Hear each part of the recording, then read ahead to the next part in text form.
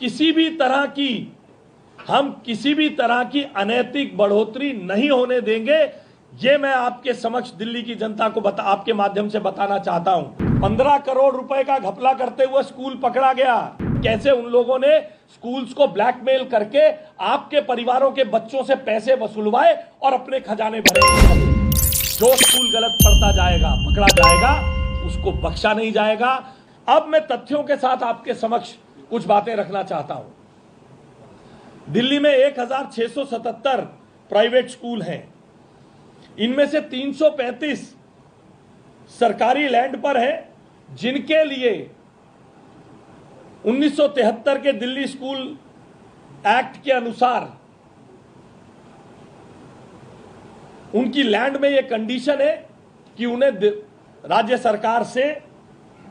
सरकार से अनुमति लेनी है, और 114 स्कूल ऐसे हैं जिनको अनुमति लेने के लिए कोई बाध्यता नहीं है। मगर 1677 स्कूल हैं। आज तक उन अनऑथोराइज्ड कॉलोनी में प्राइवेट लैंड पर अपनी निजी भूमि पर स्कूल चलाने वालों के संदर्भ में कभी आपने सुना है? तथाकथित शिक्षा क्रांति के जनक को बात करते हुए देखिए, हम पर आरोप लगाया जा रहा है कि दिल्ली में स्कूलों की फीस बढ़ाने में हम साजिश कर रहे हैं। हम पर आरोप लगाया जा रहा है, अपने दावे किए जा रहे हैं कि हम तो बड़े बड़े वकील खड़ा करके केस जीत के आ जाते थे।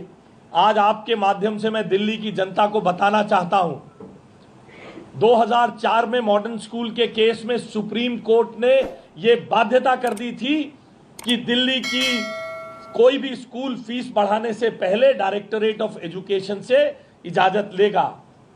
इतने बड़े बड़े वकील खड़े किए थे, इतने बड़े बड़े वकील कि 2024 में बड़ी कोर्ट का ऑर्डर हाई कोर्ट में हरवाया है, जिसमें यह ऑर्डर लेकर आ गए कि कोई बाध्यता नहीं है दिल्ली के स्कूलों की फीस बढ़ाने के लिए डायरेक्टर एजुकेशन से पूछने की। और सुनिए, ये कहते हैं कि फीस हमने बढ़ा दी। मैं चुनौती देता हूं पूरी जिम्मेदारी के साथ, जिस स्कूल के बारे में बार बार मनीष सिसोदिया जी ने जिक्र किया, मैं किसी को सिंगल आउट नहीं करना चाहता, मगर मेरी मजबूरी है। आज दिल्ली की जनता को पता चलना चाहिए कि उनके नाम पर, उनके आड़ में किस तरह से लूट का बाजार गर्म था। जिसका मन आता था उसको फीस बढ़ाने की इजाजत देते थे। अंडर द टेबल कौन कौन लेता था, इसकी जांच हम करवाएंगे। मैं आपके रिकॉर्ड पर बता रहा हूं, इसकी जांच भारतीय जनता पार्टी की रेखा गुप्ता जी की सरकार कराएगी, मुख्यमंत्री जी की सरकार कराएगी कि किसने उसमें भ्रष्टाचार किया है। हम किसी भी तरह की अनैतिक बढ़ोतरी नहीं होने देंगे। ये मैं आपके समक्ष दिल्ली की जनता को आपके माध्यम से बताना चाहता हूं। आपके सामने मैं बताता हूं, एल्कॉन इंटरनेशनल का बार बार नाम ले रहे हैं कि हमने फीस बढ़ा दी। और देखिए, हमारी सरकार, आपने देखा है, वो लोग कागज दिखाते हैं, हम कागज आपको देकर जाते हैं। कागज ज्यादा थे, फोटोकॉपी नहीं कराई। जो लेना चाहे मेरे कार्यालय से ले सकते हैं, मैं उपलब्ध कराऊंगा। ये एल्कॉन इंटरनेशनल का ऑर्डर है साहब, एल्कॉन इंटरनेशनल का ऑर्डर है। ये इसमें बोला 14 करोड़ 99 लाख यानी 15 करोड़ रुपए आपने बिना मर्जी के खर्च दिए, आपने मुनाफा कमाया और इधर उधर संभाल लिया, मगर फिर भी उस स्कूल को उसी साल के ऑर्डर में 15% फीस वृद्धि की अनुमति दे दी। देख रहे हैं आप, एल्कॉन इंटरनेशनल का ये ऑर्डर है, लिखित ऑर्डर है, ये डायरेक्टरेट ऑफ एजुकेशन का ऑर्डर है। 15 करोड़ रुपए का घपला करते हुए स्कूल पकड़ा गया, 15% फिर बढ़ोतरी करने की अनुमति दे दी, और 2024-25 में इसी स्कूल ने 15% की अनुमति जब 22-23 में दी तो 36% बढ़ा दी, और अब 24-25 में 13% फीस एल्कॉन स्कूल ने बढ़ाई। सरकार शिक्षा क्रांति के जनक और बड़ी बड़ी बातें करके चुनौती देने वाली आतिशी मरलीना जी की थी, वो मुख्यमंत्री थी 24-25 में, फीस बढ़ गई। ऑर्डर में 15 करोड़ रुपए का घपला पकड़ा गया, फिर भी फीस बढ़ गई, फिर देखिए इसी तरह एंजल पब्लिक स्कूल का बार बार नाम ले रहे हैं।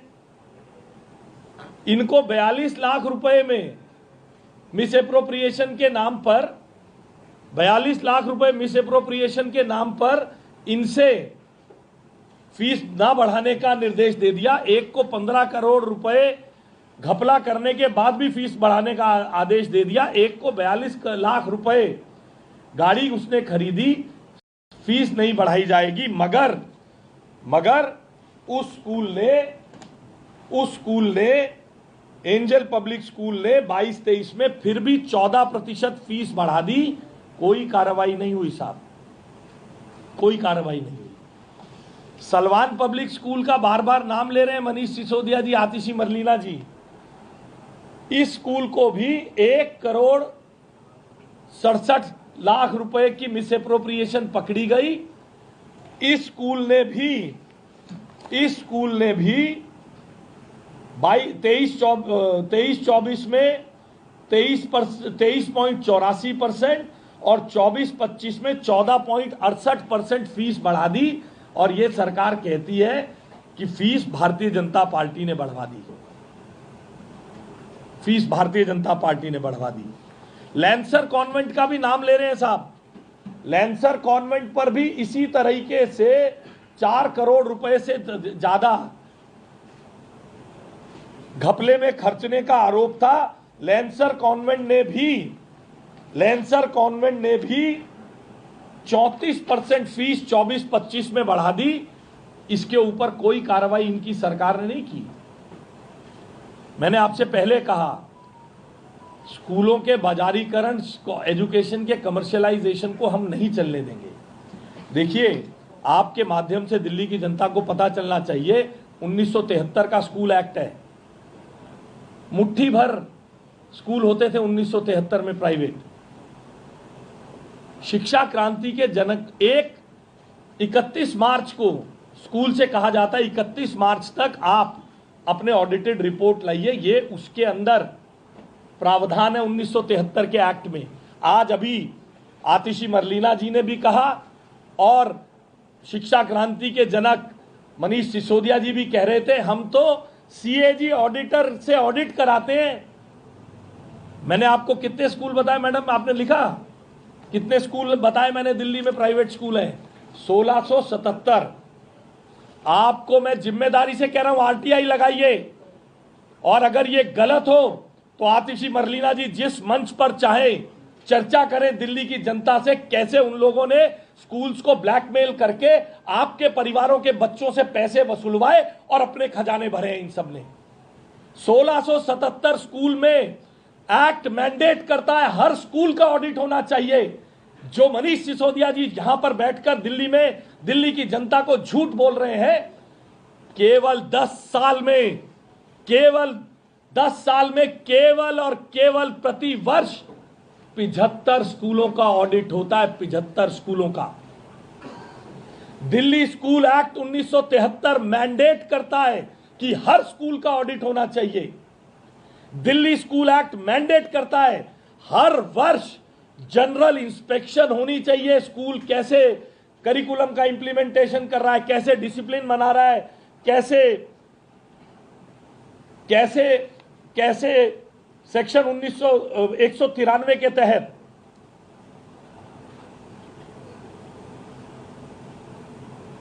उनकी इंस्पेक्शन होनी चाहिए। इंस्पेक्शन का कोई रिकॉर्ड नहीं है।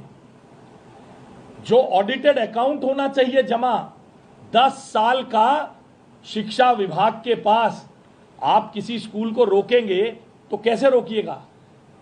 पिछले 2 साल की ऑडिट रिपोर्ट होगी, इस साल की ऑडिट रिपोर्ट होगी, तब जांचिएगा ना ये स्कूल प्रॉफिट कमा रहा है या नहीं कमा रहा।